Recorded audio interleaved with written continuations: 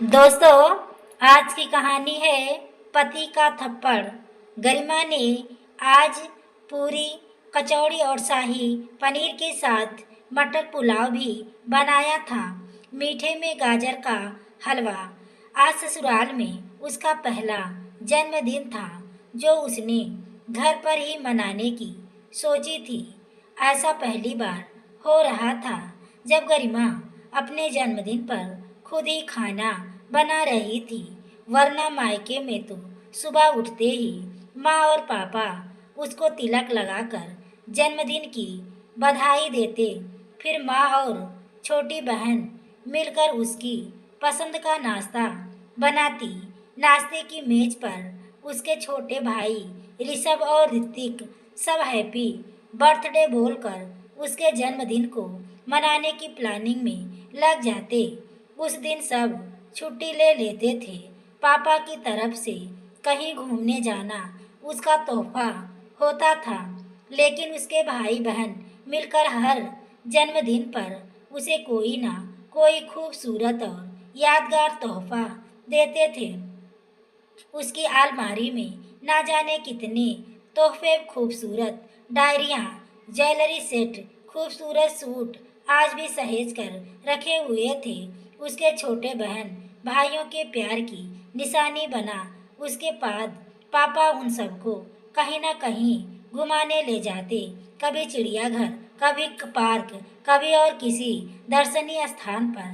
फिर वह सब किसी रेस्टोरेंट में लंच करके डिनर करके घर आते थे। इस तरह हर साल उसका जन्मदिन मीठे यादें छोड़ जाता था।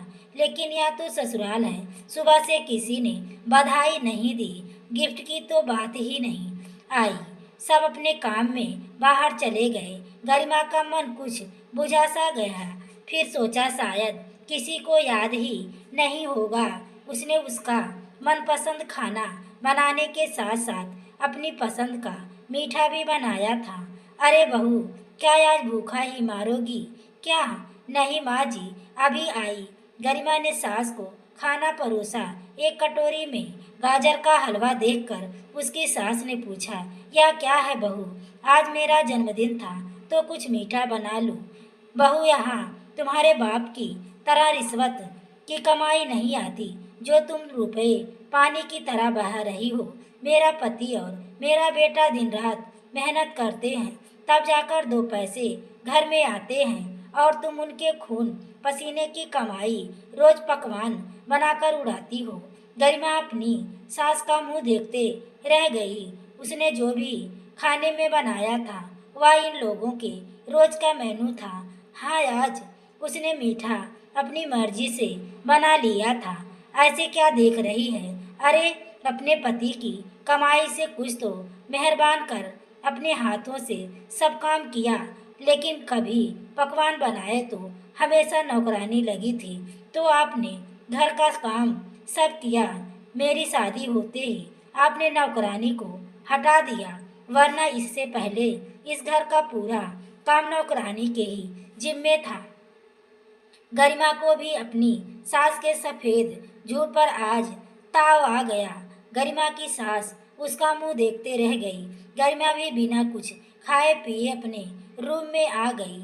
यह मेरी जिंदगी का सबसे बेकार जन्मदिन है। सूरज आ जाए तो मैं उसे सब बताऊंगी। उसने गुस्से में टहलते हुए अपने पति के बारे में सोचा। जब सूरज आया तो बोला, मैं और पापा कब से ऑफिस से आकर भूखे प्यासे बैठे हैं और तुम कमरे में आराम कर रही हो। गरिमा बोली, सूरज, तुम्हें कुछ नहीं पता आज घर में क्या हुआ। आज मेरा जन्मदिन था। तुम्हारा जन्मदिन था तो इसका मतलब यह तो नहीं कि तुम मेरी माँ से काम करवाओ। मैंने उनसे कोई काम नहीं करवाया, सारा काम खुद किया। गरिमा बोली, तो फिर ताना क्यों मार दिया मेरी माँ को कि वह कुछ नहीं करती, और तुम्हारे आने पर उन्होंने नौकरानी को हटा दिया।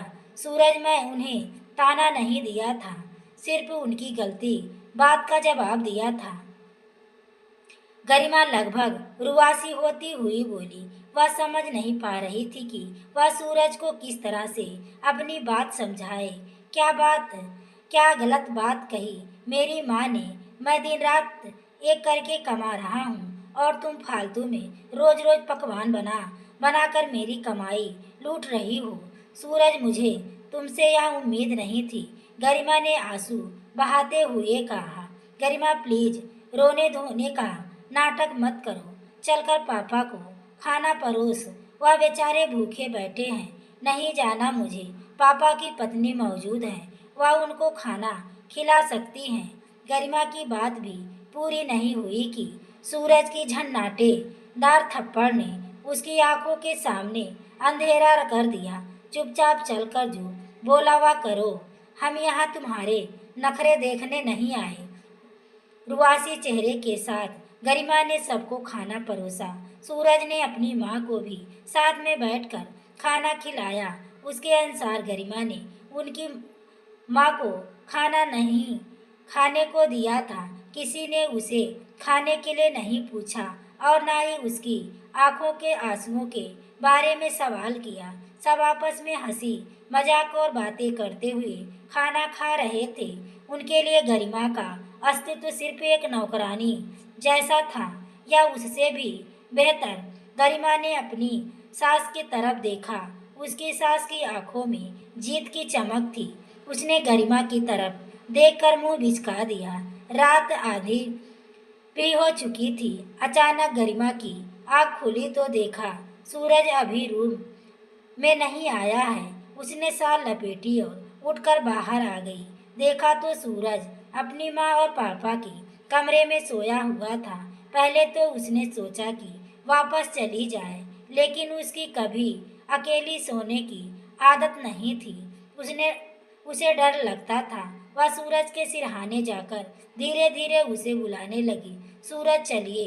अपने रूम में उसकी सास जग गई, लेकिन चुप रही। सूरज ने आंखें खोलकर उसकी तरफ देखा, फिर आंखें बंद कर ली। सूरज, चलिए ना, मुझे अकेले डर लगता है। मुझे नहीं जाना तुम्हारे साथ, सूरज ने कहा और गुस्से में उसका हाथ झटक दिया। गरिमा ने जैसे ही हाथ को दोबारा पड़ा, सूरज ने फिर से एक झन्नाटेदार थप्पड़ उसे मार दिया। वह गाल पर हाथ रखकर अचंभित हो गई। आधी रात को ड्रामा करने आई है, चली जा यहाँ से। सूरज ने उसे रूम से धक्के देकर निकाल दिया। गरिमा ने किसी तरह रोते हुए रात गुजारी। उसके सपनों में भी नहीं आया था कि कभी ऐसा भी दिन आएगा। सुबह 4 बजे आँख खुली, तभी उसकी सास की कर्कश आवाज में उसकी नींद तोड़ दी। उठ जा महारानी, सर घर बासी पड़ा है। यह महारानी सो रही है। वह जल्दी से उठकर बाहर आई। पहले झाड़ू लगा ले, फिर बर्तन मांजकर चौका निपटा। आज सूरज को जल्दी जाना है। उसकी सास ऐसे बोल रही थी जैसे सब कुछ नॉर्मल हो और रात में कुछ भी नहीं हुआ हो। गरिमा ने खाना बनाया। सास ने ले जाकर सूरज को परोस दिया। सूरज ने गरिमा से बात की नहीं कि जैसे सूरज नहीं गरिमा दोषी हो। हाँ, उसके ससुर जाकर उसे ठीक से बात कर रहे थे। 3 दिन तक ऐसे ही चला। वह सारा दिन काम करती और रात को अकेले कमरे में सोने की कोशिश करती। सूरज उसको देखा भी नहीं था, बात करता। धीरे धीरे तीसरे दिन रूम में आई ही थी कि पीछे से सूरज ने आकर उसकी कमर में हाथ डाल दिया। वह समझता उससे पहले कि सूरज के साथ बिस्तर में थी। एक शब्द अफसोस का नहीं, ना कोई हमदर्दी, ना कोई गलती का एहसास, ना ही माफी की कोई बात। गरिमा भी फिर भी संतुष्ट थी। कम से कम सूरज तो उसके पास आ गया था। दूसरे दिन सुबह दोनों को उठने में देर हो गई। नीचे आई तो ससुर जी बड़बड़ा रहे थे। सुबह की चाय भी टाइम से नहीं नसीब है। गरिमा लंबे पैर की हुई रसोई में आई तो ससुर जी गरिमा से बोले, बहू, कहें तो तुम्हारे बिस्तर पर चाय पहुंचा दिया करूं। वह अपने लिए चाय बना चुके थे। कैसी बात कर रहे हैं पापा, मेरे होते हुए आपने क्यों चाय बनाई? उसने जल्दी से चाय छान कर उनको कप पकड़ाया और दूसरा कप सासू माँ के पास ले गई तो वह ऐठ कर बोली, यह लक्षण है तुम्हारे सुबह 8 बजे उठना। गरिमा की निगाहें बस घड़ी की तरफ गई। 6:30 बजे का टाइम हो रहा था, लेकिन कोई जवाब देने की बजाय चुप रहना ही ठीक समझा, क्योंकि सास को जवाब देने का मजा वह चख चुकी थी। सूरज बिना उस पर ध्यान दिए रेडी होकर नाश्ते की टेबल पर था। उसे गरिमा के सुख दुख का पसंद नापसंद किसी चीज से कोई मतलब नहीं था। तो समय से खाना पीना मिले, धुले धुलाए कपड़े इस्त्री किए हुए मिल जाए, बाकी उसके खाने पीने आराम या किसी जरूरत की कोई चिंता ना सूरज को ना उसके परिवार के किसी सदस्य को थी। लेकिन यह सब वह जरूर चाहते थे कि गरिमा उनकी हर जरूरत फौरन पूरी करे। उनके ऑर्डर करते ही किसी गुलाम की तरह सर झुकाए हाजिर रहे। गरिमा पूरा प्रयास करती थी कि उन लोगों को कोई शिकायत का मौका ना दे, लेकिन उनको कुछ ना कुछ जरूर मिल जाता। उसे ठेस पहुंचाने के लिए वह पढ़ी लिखी शहर की लड़की थी। अच्छा घर देखकर माता पिता ने गांव में विवाह कर दिया था। उन्होंने बहुत कुछ दिया था। सामान देखकर ससुराल वालों की आंखें फटी रह गई थी। लेकिन कुछ ही समय तक अब उसके लालची सास ससुर ने सोने के अंडे देने वाली मुर्गी को हलाल करने की सोची थी। हाँ, वह अपने ससुर को भी सीधा समझती थी, लेकिन अब उसे पता चला कि यहाँ सब एक ही थैली के चट्टे बट्टे हैं। वह सब उसको इतना ज़्यादा परेशान करने लगे जो उसकी सहन शक्ति की सीमा से भी परे था। वह चाय लेकर ससुर के पास पहुंची तो उन्होंने झटपट फोन काट कर कप थमा दिया और बोले कि बहू, तुम्हारे मौसी का फोन आया था। मुझे और तुम्हारे माँ को बुला रहे हैं, चले जाएं। हम लोग। उसकी सास ने भी अजीब से अंदाज में पूछा। माँ जी, जब मौसा जी ने आप लोगों को बुलाया है तो मैं क्यों रोकूंगी? गरिमा ने कुछ ना समझते हुए जवाब दिया। उसकी शादी के बाद उसके ननिहाल में उसकी और सूरज की दावत होनी चाहिए, लेकिन मौसी ने उसके साथ ससुर को बुलाया और उससे बात तक नहीं की। गरिमा का मोबाइल सूरज के बहाने से ले लिया था और फिर यह कहकर वापस नहीं किया कि घर में मोबाइल की क्या ज़रूरत है। जब तुम्हें बात करनी हो तो पापा के मोबाइल से बात कर लेना। उसने अपने ससुर से यह बात कही तो उन्होंने भी सूरज की बातों में सहमति जताया। तब से गरिमा के पास मोबाइल भी नहीं था। कभी मम्मी पापा का फोन आता तो सास ससुर अपने सामने बात करवाते और उसकी मौसा से तो बात भी नहीं कराई।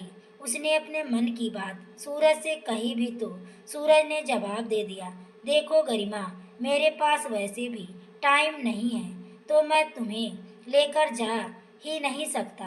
हाँ, माँ से बोल दूंगा। इसके बाद कोई बात नहीं हो पाई। दूसरे दिन सुबह सुबह सूरज तैयार होकर निकल गए। गरिमा किचन में बिजी थी। उसके सास ससुर ने सूरज से क्या बातचीत की वह कुछ सुन नहीं पाई। उसकी सास खा पीकर तैयार हो गई और एक बार भी गरिमा से नहीं कहा कि तुम भी चलो, किसी अपने से मिलकर अच्छा लगेगा। जब से शादी हुई तब से किसी से कहीं नहीं मिली। सास ससुर ने जाने से पहले उसे समझाया, देखो बहू, यह गांव है, यहाँ के लोग दूसरों के घरों की बहुत पंचायत करते हैं।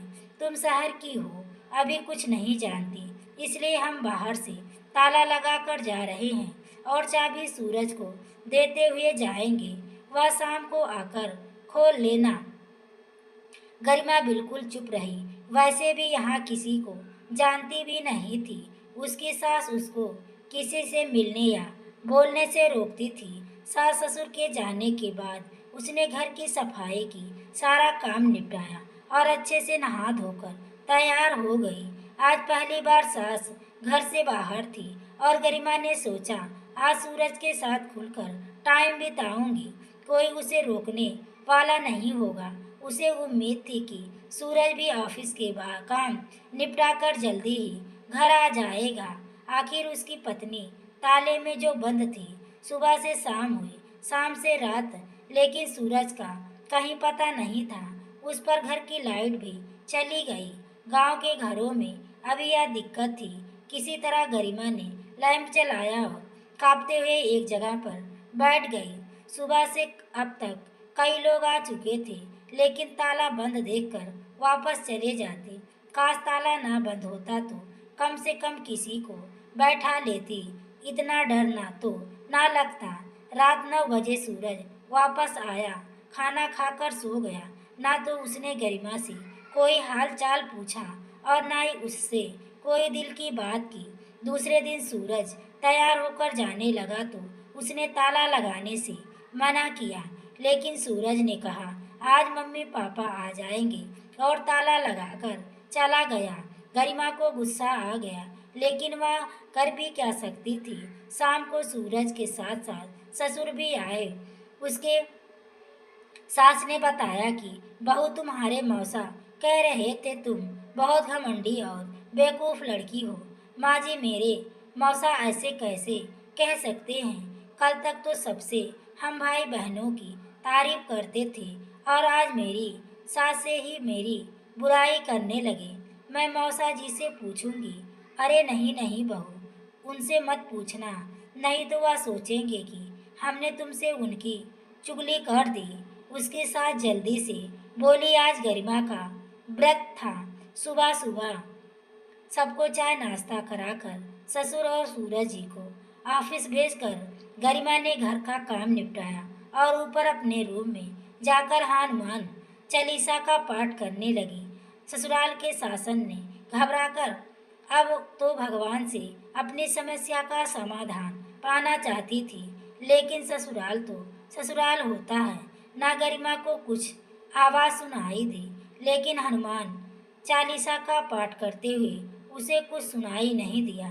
थोड़ी देर बाद नीचे आई तो उसके साथ ससुर का मुंह फूला हुआ था। वह वजह क्या थी, वह पूछने की गरिमा की हिम्मत नहीं हुई। एक तो सुबह से बिना खाए पिए काम में लगी हुई थी। आजकल बहुत कमजोरी महसूस होती थी। मन करता था कुछ ना कुछ करे, बस लेटी रहे।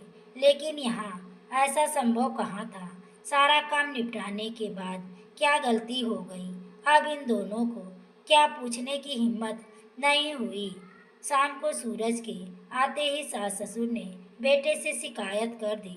गरिमा दिन भर ऊपर कमरे में आराम करती रही और उन लोगों को खाना तक नहीं दिया। बस इतने में ही सूरज का पारा हाई हो गया। गरिमा ने खाना परोसा तो किसी ने खाना नहीं खाया। सूरज ने बर्तन वापस किचन में रखे और बाइक उठाकर बाजार चला गया खाना लाने। उसके बाद तीनों आराम से होटल के खाने का मजा ले रहे थे और गरिमा व्रत के साथ बाद भी बिना कुछ खाए अकेले आंसू बहा रही थी।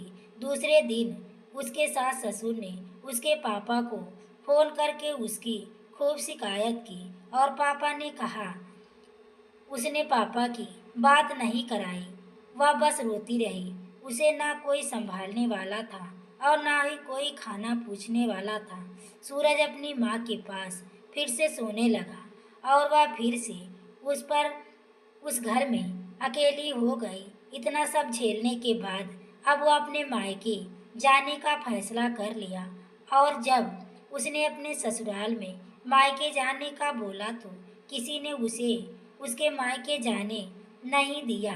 यह सोचकर कि अगर गरिमा मायके चली गई तो यहाँ घर का सारा काम खाना पानी कौन करेगा। लेकिन गरिमा इस पर जिद पर आ चुकी थी। वह जान चुकी थी कि यहाँ उसकी कोई अहमियत नहीं है। वह अपना सामान लेकर अपने मायके के लिए निकल पड़ी। ससुराल वाले भी जिद पर आ गए कि जैसे गई है वैसे उसके माँ बाप खुद यहाँ उसे छोड़कर जाएंगे। उसके बाद और कोई रास्ता भी नहीं। लेकिन कुछ दिनों में सब कुछ पलट गया। गरिमा के घर से जाने के बाद सूरज के माँ बाप बहाना बनाकर सूरज के ननिहाल चले गए। यह सोचकर कि सूरज को तकलीफ होगी तो वह गरिमा को वापस बुलवा लेगा और उनकी नाक भी नहीं नीची होगी। सूरज घर में अब बिल्कुल अकेला था और वह एक दिन जल्दबाजी में नहा रहा था और बाथरूम में फिसल गया। उसके पैर की हड्डी में फ्रैक्चर हो गया। उसने जब यह बात अपनी माँ को बताई और जल्दी से वापस आने को कहा तो माँ ने तबीयत का बहाना बनाकर सूरज को मना कर दिया। और जब यह बात गरिमा को पता चली तो बिना बुलाए ही गरिमा भागती हुई सूरज के पास आ गई और दिन रात एक करके उसकी पूरी देखभाल करने लगी। और जब सूरज काफी हद तक ठीक हो गया तब वह वापस आ गए, क्योंकि उनको पता चल गया था कि गरिमा वापस लौट आई है और घर को अच्छे से संभाल भी लिया है। बस फिर घर आते ही उन्होंने सूरज के साथ दिखावा शुरू कर दिया। हम तो पहले ही आ जाते, लेकिन तबीयत बिगड़ने के कारण हम जल्दी नहीं आ पाए। लेकिन सूरज ने कुछ नहीं कहा। फिर सूरज की माँ ने आते ही गरिमा के साथ वही सब कुछ वापस से करने में लगी जो वह हमेशा से करती आई थी। और गरिमा ने कुछ भी जवाब नहीं दिया। लेकिन इस बार वह हो गया जो गरिमा ने कभी सपने में भी नहीं सोचा था। उसने अपनी माँ से तुरंत गरिमा के लिए आवाज उठाई और अपनी माँ को गलत ठहराया। साफ साफ शब्दों में कहा कि वह मेरी पत्नी है, इस घर की बहू। मेरे बुरे समय में बिना कुछ कहे या दौड़कर मेरे पास आ गई और मेरी सेवा कर मुझे वापस से अपने पैरों पर खड़ा कर दिया, जबकि आपको बुलाने पर भी आप यहाँ नहीं आए, क्योंकि आपके घर का सारा काम अकेले करना पड़ता। मेरी मामा के लड़के से पहले ही बात हो चुकी थी। आप तो उस समय बिल्कुल ठीक थी और आज तक गरिमा की सही होने पर भी मैंने सिर्फ आपकी बहुत सुनी।